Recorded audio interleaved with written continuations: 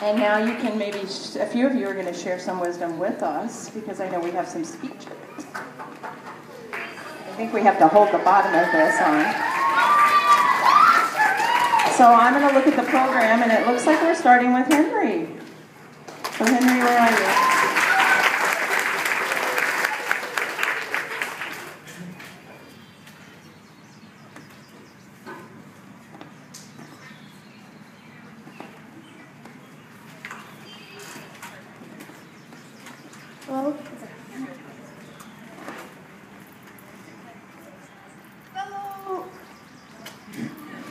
Fellow graduates, parents, teachers, and guests, hello. My name is Henry Long, and I am a sculptor. We are all sculptors. We each have 6 blocks to sculpt into 6 pillars to hold up the virtues of truth, beauty, and goodness. The 6 pillars represent citizenship, integrity, perseverance, honor, excellence, and respect. Each of us has God-given tools to help us sculpt our masterpiece. Now, as sculptors, we all have choices.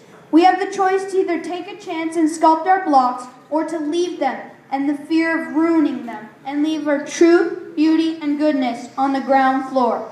The question is, how tall do you want your masterpiece?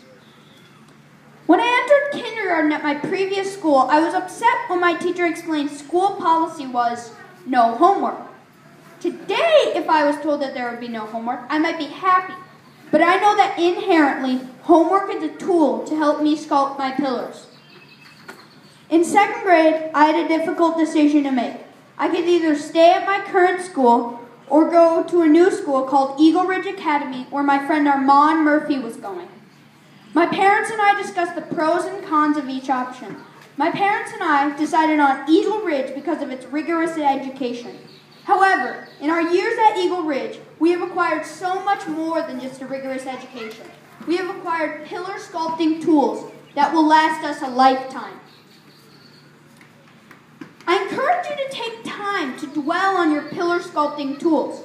They could be skills you have learned or a new way to think about something.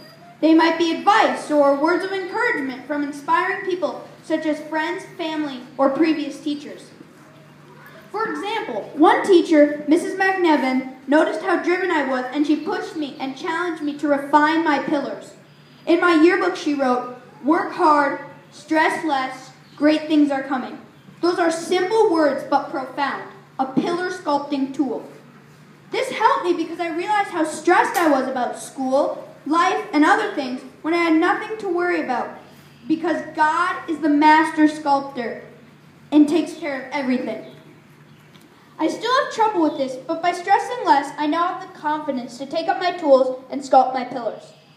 Mrs. Gerbansky, Mr. Walker, and Mrs. Levine, thank you all for the pillar sculpting tools you have given us.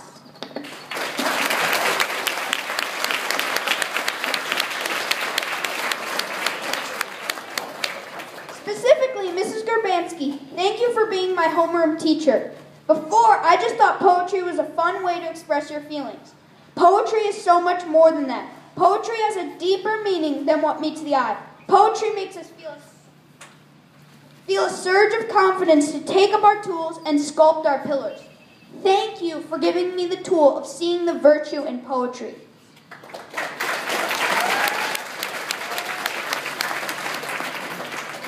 Eagle Ridge is a great tool for helping each of us sculpt the pillars. Eagle Ridge also gives us more tools to learn, interpret, and apply the pillars in our everyday lives. When we're sculpting the pillars, sometimes we're going to chip off too much and dent our pillars. We're all going to have dents in our pillars because none of us are perfect. As a 5th grade class, we have tons of dents in all of our pillars. For example, concerning the bathroom and locker problem, we aren't doing so well sculpting the integrity pillar. Let's hope we can change that next year. Because the problem is, when we have trouble sculpting one pillar, we really have trouble sculpting all of our pillars. This is true because all the pillars are alike in some way. James 2:10 says, "For whoever keeps the whole law and yet stumbles at just one point and is guilty of breaking all of it." This could mean if one pillar, for instance integrity, isn't worked at as hard as the others, our masterpiece will crumble. While I've got your attention, let's apply a little citizenship to our lives. We're all one class, we're all friends. Let's be citizens and at least talk to the people we have crushes on. Please. Please. Speaking of citizenship, I think it's amazing that three kids could start a lunch Bible study. Shay, Lene, and Kaya, thank you for your contribution to the school.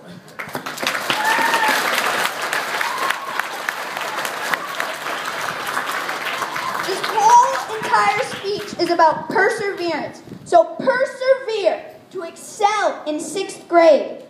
James 1, 2 through 4 says, "Consider it pure joy, my brothers and sisters, when you face trials of many kinds, because you know that the testing of your faith produces perseverance.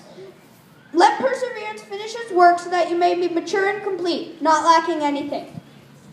As we move through the rite of passage from the School of Grammar to the School of Logic, I have 2 personal goals to share with you. These goals are something we can all relate to. In honor of Mrs. McNevin, one of my goals is to stress less and thank God every day for my blessings.